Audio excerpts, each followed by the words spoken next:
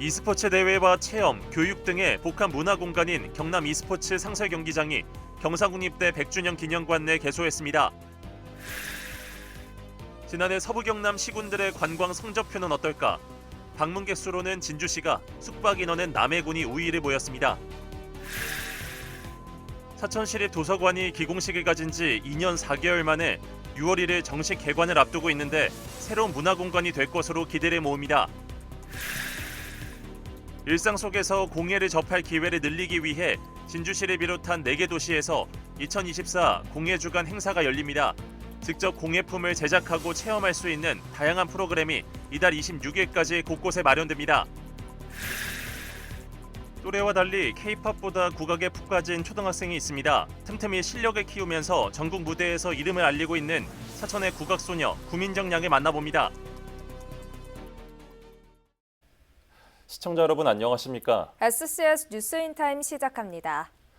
과거 단순한 놀이로 여겨졌던 게임 산업은 그 규모만 20조 원이 넘는 또 하나의 미래 먹거리로 자리 잡았습니다. 하지만 경남은 관련 산업 추진 속도가 더뎠는데요. 이 가운데 진주에 경남 e스포츠 경기장이 조성돼 17일 개소식을 개최했습니다. 김현준 기자의 보도입니다. 경기가 시작되자 500석을 가득 메운 관람객들의 환호가 이어집니다. 경상국립대학교 100주년 기념관의 문을 연 경남 e스포츠 경기장의 개소식 현장입니다. 지난 10년 동안 매년 성장한 국내 게임 시장. 지난 2013년 9천억 원이었던 산업 규모도 20조 원을 돌파했습니다. 상황이 이렇자 지자체들은 게임 산업을 미래 먹거리로 보고 육성에 들어갔는데 경남은 관련 인프라가 부족해 추진에 속도를 붙이지 못했습니다. 이 가운데 문체부가 e스포츠 저변 확대를 위해 추진하는 e스포츠 상설 경기장 구축 사업에 진주가 대상지로 선정되며 돌파구를 마련하게 됐습니다. 정부는 모든 우리 국민들이 e스포츠를 좀 더 가까이 즐길 수 있도록 2019년부터 지역에 e스포츠 상설 경기장을 조성해 오고 있습니다. 오늘 이곳 진주에서 그 노력의 결실로 경남도와 진주시, 경남문화예술진흥원이 80억 원을 들여 경기장과 창업보육실, 카페 등이 갖춰진 복합 문화공간을 조성했습니다. 부산, 광주, 대전에 이어 4번째로 기초지자체 중에서는 처음입니다. 참석자들은 e스포츠 경기장이 청년을 지역으로 끌어들이고 관련 산업을 육성하는 데 이바지하길 기대했습니다. 앞으로 e스포츠에 대한 이 저변이 굉장히 확대될 것으로 생각을 합니다. 그래서 여러분들께서 이 진주에 있는 경남 e스포츠 센터를 충분히 이용을 해 주시기를 바라고 한편 학교 시설을 활용한 e스포츠 경기장 입지와 관련해서는 개소식 당일까지도 찬반 목소리가 엇갈렸습니다. SCS 김현준입니다. 경상국립대 교수회가 경남 e스포츠 경기장 입지에 반대하는 기자회견을 열었습니다. 이들은 e스포츠 경기장 조성은 대학 평의원 회의의 최종 결정을 무시하고 국유재산법을 위반했다고 주장했습니다. 또 학내 구성원의 교육권과 학습권, 연구권을 침해했다고 강조했습니다. 이에 대해 경상국립대는 법적 검토를 거친 결과 추진 과정에 법적 문제가 없었으며 대학의 의사결정은 최종적으로 총장에게 있다고 밝혔습니다. 민병희 경상국립대 교수회장과 김영석 경상국립대 기획처장의 말을 차례로 들어보시겠습니다. 저희가 국민청원을 통해서 문화체육관광부로부터 국유재산법 35조 위반에 대한 이제 공식적인 통보를 받았다는 것을 좀 알려드리고, 가장 심각한 문제는 학생들의 학습권과 교수님들의 교육권과 연구권을 심각하게 침해하고 있다는 것을 저희 대학 입장에서는 최대한 관계 법령을 준수해서 이를 추진하려고 노력을 하고 있습니다. 현재는 교육시설로 지금 활용이 되고 있기 때문에 그 점에 대해서는 저희가 그 관련 학과 교수님이나 이렇게 죄송스럽게 생각을 하고 있습니다. 각자 다른 매력으로 관광객 유치에 나서고 있는 서부 경남 시군들. 머무는 관광은 모든 지자체의 바람일 텐데요. 우리 지역엔 얼마나 많은 관광객들이 방문했고 또 어디를 가장 많이 찾았을까요? 남경민 기자가 분석해봤습니다.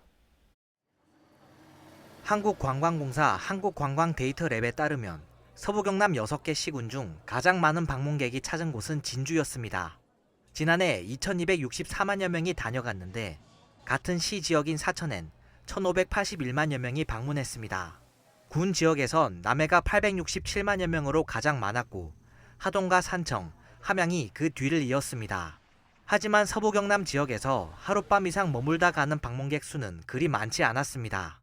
6개 시군 중에서 남해 숙박 방문자 비율이 유일하게 경남 평균을 웃돌았는데 방문객 넷 중 1명꼴로 1박 이상 체류한 것으로 나타났습니다. 그 다음으로는 산청과 진주, 함양, 하동, 사천 순으로 숙박 방문자 비율이 높았습니다. 내비게이션 데이터를 기반으로 한 지역별 인기 검색 목적지를 살펴보면 진주에는 쇼핑몰과 백화점, 시장 등이 상위권을 차지하고 있어 소비를 위한 방문이 많은 것으로 나타났습니다. 또 사천은 삼천포 용궁수산시장과 케이블카, 삼천포항 등 동지역을 중심으로 한 해양수산 관련 관광지가 상위권을 차지했습니다. 군 지역에선 주로 지자체에서 내세우고 있는 주요 관광지가 인기 목적지에 이름을 올리고 있는데 하동 화개장터, 남해 독일마을, 산청 수선사, 함양 상림공원 등이 최고 인기 목적지로 확인됐습니다. SCS 남경민입니다. 도내 8개 시 중에서 유일하게 시립도서관이 없었던 사천시. 시민들의 염원이었던 시립도서관이 드디어 개관을 앞두고 있는데요. 기존의 도서관이 가진 기능을 넘어 하나의 복합 문화공간으로 운영된다는 소식에 시민들의 기대가 더해지고 있습니다. 김동혁 기자가 시립도서관을 미리 가봤습니다. 분주하게 옮겨지는 가구들. 직원들은 책들을 분류하고 정리하는 데 여념이 없습니다. 책장 앞 임시로 붙여진 청구기호도 보입니다. 다음 달 1일 개관 예정인 사천 시립도서관의 모습입니다. 도내 8개 시 중 유일하게 시립도서관이 없었던 사천. 총 사업비 258억 원을 투입해 2년 4개월 동안의 공사를 마친 최초의 시립도서관이 드디어 개관합니다. 그동안 교육청 산하 도서관 2곳과 어린이 도서관을 포함한 작은 도서관 25곳 등이 운영돼 왔지만 남녀노소 다양한 연령층을 수용할 수 있을 정도의 큰 규모는 아니었습니다. 특히 도교육청이 운영하는 사천 도서관의 경우 협소한 주차 공간으로 다양한 민원이 제기돼 왔습니다. 이러한 상황 속 사천 시립도서관의 개관 소식은 지역 주민들에게 반갑기 그지없습니다. 현재 있는 도서관보다 큰 규모로 생기기 때문에 많은 시민들이 이용할 수 있을 것 같고요. 주차 공간도 훨씬 넓기 때문에 시민들이 더 편하게 이용할 수 있을 것 같습니다. 시는 이번 시립도서관을 단순한 책을 읽는 공간에 한정하지 않고 복합 문화교육 공간으로서 활용한다는 계획입니다. 다양한 컨텐츠를 담은 체험형 프로그램은 물론 전시회와 강연도 이미 준비돼 있습니다. 저희 사천시립도서관은 공간이 대강당과 북카페, 전시관, 세미나실 이렇게 모든 가족이 누릴 수 있는 공간 구성으로 되어 있기 때문에 앞으로 모든 가족들이 함께 와서 즐기고 독서를 할 수 있는 공간으로 가족 구성원 모두가 도서관에 머물며 문화 혜택을 누리는 과정에서 불편함이 없도록 편의시설도 완비했습니다. 반려공원 내에 위치한 도서관의 지리적 이점을 이용해 트인 개방감을 살린 공간 활용도 눈에 띕니다. 우주항공 거점 도시의 명성에 걸맞는 테마형 공간도 마련됐습니다. 아이들이 신기해할 로봇책 대여 장치와 대형 스크린을 활용한 아쿠아리움도 시민들을 맞을 준비를 끝냈습니다. 시는 이번 달 20일부터 24일까지 5일간 임시로 도서관을 개관하고 보완과 개선이 필요한 부분을 점검할 예정입니다. 단순히 책을 읽고 빌리는 목적의 공간에서 가족 모두가 다양한 문화 욕구를 한 곳에서 해결할 수 있는 복합 공간으로의 도약이 기대되는 사천시립도서관. 사천의 또 다른 문화 랜드마크로 자리 잡을 수 있을지 그 역할이 기대됩니다. SCS 김동엽입니다. 직접 도마를 만드는 것처럼 이른바 공예 활동을 체험해 보신 분들 계실 텐데요. 문체부와 한국공예디자인 문화진흥원이 일상 속에서 공예를 접할 기회를 늘리기 위해 진주를 비롯한 4개 도시에서 2024 공예주간을 개최했습니다. 보도에 허준원 기자입니다. 벽면에 따라 줄지어 있는 각종 공구들. 바로 앞 작업대에서는 앞치마를 두른 사람들이 나무 조각을 손질하느라 여념이 없습니다. 깎고 다듬기를 수차례, 어느덧 번듯한 목공예품이 나왔습니다. 2024 공예주간을 맞아 진주에 마련된 공예 작가들의 오픈 스튜디오 가운데 한 곳입니다. 목공예라는 게 그냥 어찌 보면은 나무의 본질을 살려가지고 그 나무의 느낌 그대로의 어떤 소품이라든지 가구 이제 이런 걸 또 예술로도 만들고 그런 활동을 좀 하는 거죠. 올해로 7회째를 맞는 공예 주간은 문화체육관광부와 한국공예디자인문화진흥원이 도시와 일상에서 공예를 쉽게 접할 수 있게 준비한 행사입니다. 올해는 진주시를 비롯해 고성군과 전주시, 부안군 등 4곳을 거점으로 공예 주간 행사가 개최됐습니다. 특히 유네스코 공예민속 분야 창의 도시인 진주의 경우 지역 공예 관련 기관들을 중심으로 직접 공예품 제작 체험 등을 할 수 있는 다양한 프로그램이 마련됐습니다. 진주에 이런 공간이 생겨서 참 좋아요. 여러 가지 다 체험해보고 싶은데 오늘 처음 여기 등록해가지고 만들려고 하니까 참 신기합니다. 우리. 지역의 주요 공예품들을 접할 수 있는 전시도 눈길을 끕니다. 롯데몰 진주점에서는 양반 가구 문화를 대표하는 공예 작품 기획 전시와 공예품 대전 출품작 전시가 26일까지 열립니다. 다양한 마켓, 전시, 체험, 교육 프로그램 등을 준비해서 함께 운영하는 것으로 공예주간 행사를 시민들과 함께 즐기는 행사입니다. 이러한 일들을 통해서 진주의 공예의 역사성을 보여주고 이러한 일들을 계속 시민들께 알려나가는 일들을 해나가려고 합니다. 이 밖에도 크고 작은 캠페인과 공연 등으로 시민들을 찾는 공예주간. 공예 문화가 진주의 예술적 면모를 만나는 또 다른 창구로 자리 잡을 수 있을지 관심이 모아집니다. SCS 허준원입니다.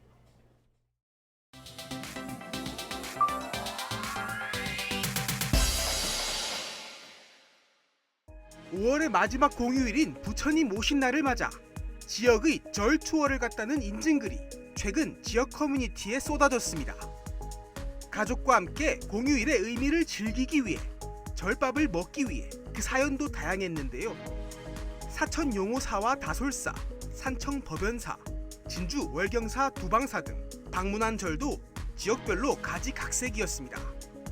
화려한 색감의 등과 맛있는 음식 사진을 본 누리꾼들은 내년에는 그 절로 가야겠다, 어디에 있는 절이냐며 장소를 공유하기 바빴습니다. 또 날씨도 좋았기에 절 투어를 다니며 힐링했다는 반응이 대다수였는데요. 글쓴이와 같은 곳을 갔었다며 반가움을 표시하는 댓글도 있었습니다.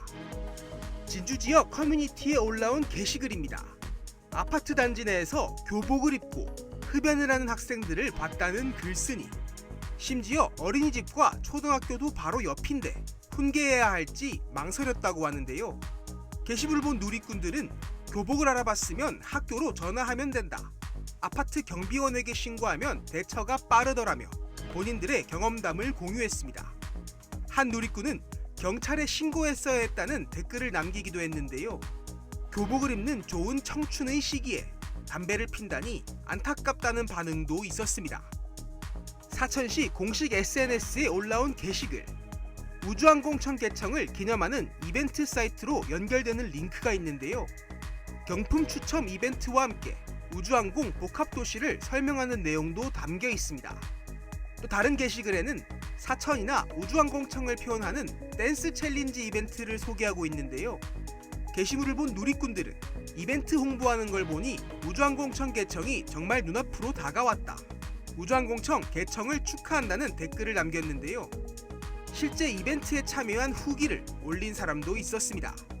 한편 우주항공청은 오는 5월 27일 개청을 앞두고 있는데요.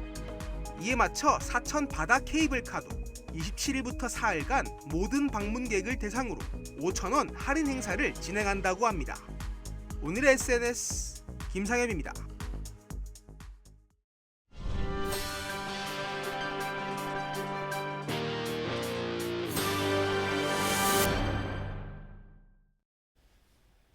진주보건대학교가 교육부 주관 글로벌 교육 지원 사업에 선정돼 몽골 국립의과대학교 간호대학에 교육 프로그램을 제공합니다. 진주보건대는 이번 사업을 위해 몽골 간호사협회 등과 교류 협약을 체결하고 몽골 보건부 장관의 확약서를 받았다고 밝혔습니다. 진주보건대는 몽골 국립의대 간호대학에 실습 교육 동영상과 교재 개발 등 임상 간호술기 교육 프로그램을 제공하게 됩니다. 한편 진주보건대는 보건대학과 전문대학 최초로 교육부 주관 글로벌 교육 지원 사업에 선정됐다고 밝혔습니다. 한국실크연구원이 과학기술정보통신부가 추진하는 생활과학교실 지역운영센터 운영기관으로 4년 연속 선정됐습니다. 한국실크연구원은 올해 생활과학교실 사업비 1억 2천여만 원으로 지역 내 29곳에서 창의과학교실과 나눔과학교실을 열 계획입니다.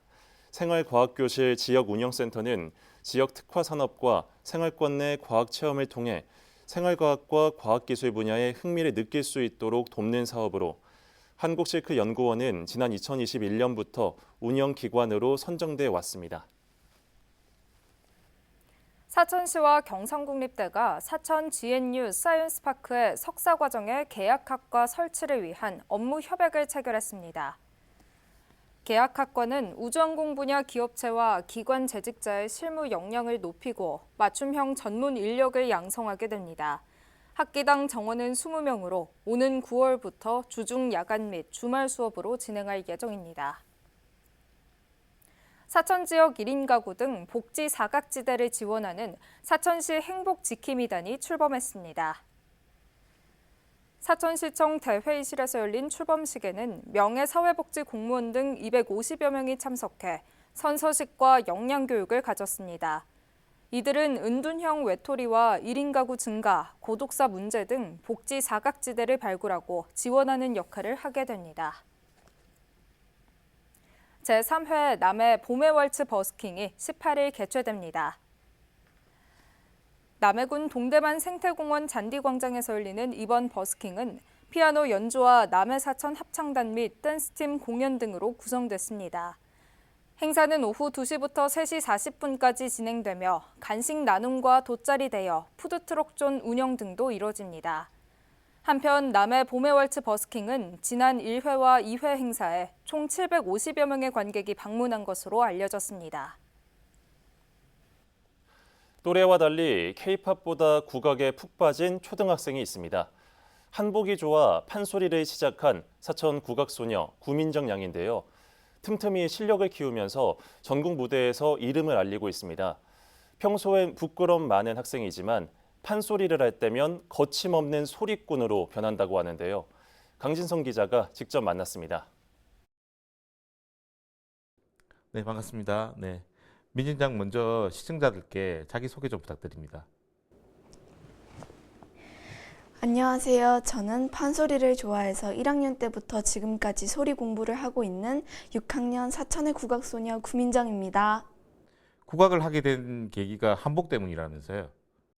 7살 때 국악 한마당이라는 프로그램을 보고 그 안에서 예쁜 한복을 곱게 차려입고 소리를 하시는 사람들을 보고 나도 이렇게 소리를 하면 예쁜 한복을 마음껏 입을 수 있겠구나 생각해서 부모님께 쫄라서 7살 때 판소리를 시작하게 되었습니다. 별명이 사천 국악소녀잖아요. 이제 별명에 이제 고향인 사천이 들어가는데 본인은 좀 그런 얘기를 들었을 때 어떤 기분인지, 그리고 다른 주변 분들 반응은 좀 어떨까요? 사실 사천의 국악소녀라는 이름은 저희 이모께서 지어주셨는데요. 공연을 갈 때마다도 사람들이 사천의 국악소녀라고 많이 알아봐 주시고 주민분들께서도 되게 뿌듯해하는 마음인 것 같아서 저도 이 이름이 마음에 들고 사람들도 되게 좋아하는 것 같습니다. 2년 전부터 사천에 기부를 하고 있다고 들었습니다. 기부를 하게 된 계기가 뭐 때문인가요? 저희 할아버지께서 남을 돕고 살아야 된다고 그러셔가지고 제가 TV로 남을 도울 수 있는 게 뭘까 찾아보다가 사람들이 기부하는 걸 보고 저도 하면 좋겠다라는 생각에 출연료랑 공연비랑 그런 거 합쳐서 기부를 했습니다. 최근 유명 음악 프로그램에도 출연했다고 들었습니다. 예, 출연했던 이야기 한번 들려주시죠. 제가 정말 사랑하는 박예리 선생님이랑 같이 무대에 나왔는데 차지연 선생님의 살다 보면이라는 노래를 불렀어요. 제가 그때 무대를 하면서도 박예리 선생님이랑 무대에 선다는 게 정말 꿈만 같았고 저희 외할머니께서도 박예리 선생님이랑 무대 서는 거 꼭 보고 싶다고 하셨는데 제가 그때 할머니의 소원을 이루어 드린 것 같아서 정말 뿌듯하고 하늘에 계신 외할머니께서도 이 무대를 보시고 행복해 하셨으면 좋겠다는 생각이 들었어요. 민정이 형은 앞으로 어떤 사람이 되고 싶어요? 제가 정말 존경하고 사랑하는 박예리 선생님처럼 또 김요리 선생님처럼 성품이 좋고 예의 바른 소리꾼이 되고 싶습니다. 끝으로 시청자께 하고 싶은 말씀 있으면 한 말씀 부탁드립니다. 사천의 국악소녀라고 많이 알아봐 주시고 정말 응원도 많이 해주시고 되게 좋게 봐주셔서 정말 감사하고 앞으로도 정말 열심히 하고 잘하는 소리꾼이 될 테니까 응원 많이 해주세요. 이제 곧 중학생이 되는 구민정 양. 판소리를 본격적으로 배우기 위한 진로를 준비하고 있습니다. 유명세보단 따뜻한 마음의 소리꾼이 되고 싶다는 소망이 이루어지길 응원합니다. SCS 강진성입니다.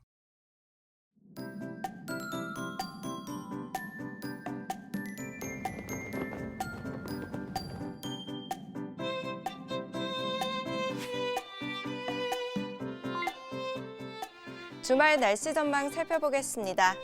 이번 주 주말에는 맑은 하늘에 햇살이 강하게 내리쬐겠는데요.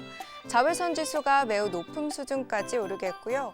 덩달아 호흡기에 해로운 오존 농도도 높게 나타나겠습니다. 오존 농도가 높은 날 오후에는 되도록 바깥 활동을 피하시는 게 좋겠습니다. 이어서 자세한 지역별 날씨 살펴보겠습니다. 서부 경남 지역 하늘 표정 맑겠는데요. 아침 최저 기온은 진주 11도, 남해 14도로 출발해 한낮에는 26도에서 29도 분포 보이겠습니다. 전국적으로도 하늘이 쾌청하겠는데요.